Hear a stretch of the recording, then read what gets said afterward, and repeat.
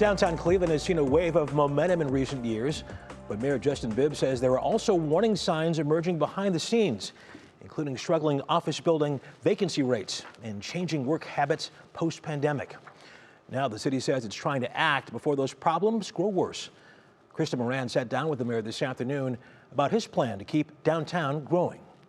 From packed patios to busy bars on game nights, business owners downtown like Hangry Brand CEO Jason Bibb say they're feeling strong energy in the city core. East 4th is the center of the action. It's the center of Northeast Ohio. It's our only entertainment district that we have, and we're honored to be there.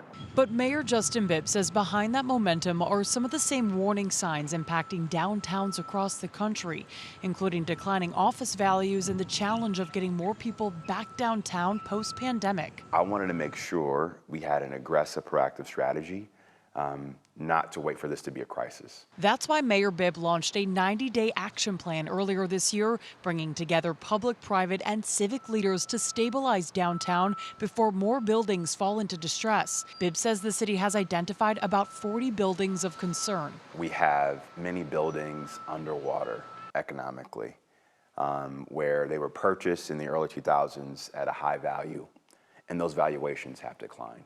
The plan includes looking at new retail incentives, speeding up court proceedings for troubled buildings, and modernizing office spaces to attract downtown workers. They want great coffee shops, they want great gyms, they want great third spaces to mingle and network. And businesses like Bibb say they're already seeing that return. We see it at Sherwin-Williams is fantastic in our lunch business, in our happy hour or after work happy hours. The folks are staying down here, they're going to Guards games, they're enjoying the Cavs, and it's exciting. You feel it, you see it already. And for Bibb, the goal is making sure Cleveland stays ahead of the challenges other downtowns are now facing. There is more momentum and more investment and a robust development pipeline than we've ever seen before in the city's history. And Bibb says the next part of this revitalization plan is to share recommendations. That is expected to come out later this month, Russ. Kristen, I also know you asked the mayor about the future of the lakefront after last week's groundbreaking for the new Brown Stadium in Brook Park. What did he tell you about that?